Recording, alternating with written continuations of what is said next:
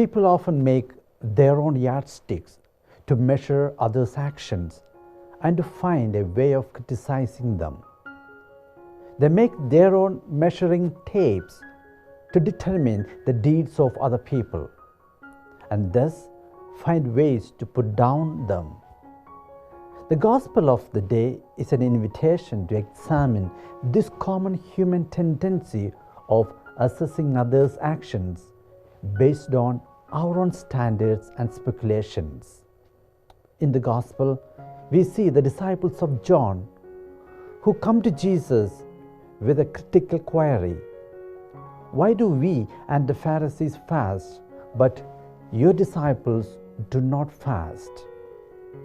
It is interesting to note the reason that the disciples of John use here in order to ask their question.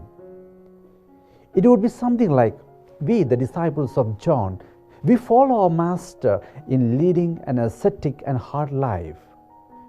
We fast oftentimes during the week. We live a hard life. Look at the Pharisees.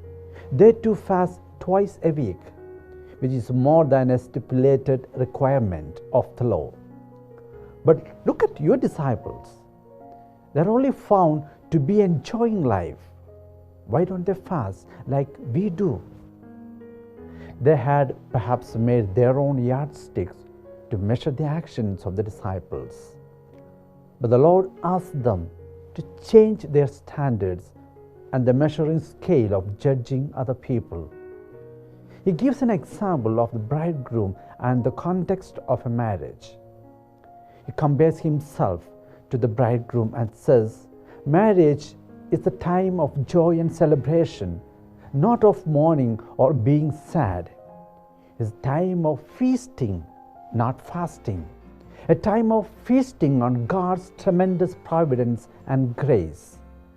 A time of feasting on the love and compassion shown by the Lord.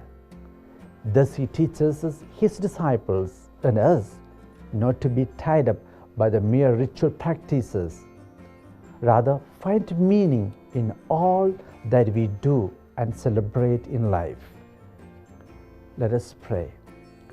Lord, help us always remain true to ourselves and be honest in what we do.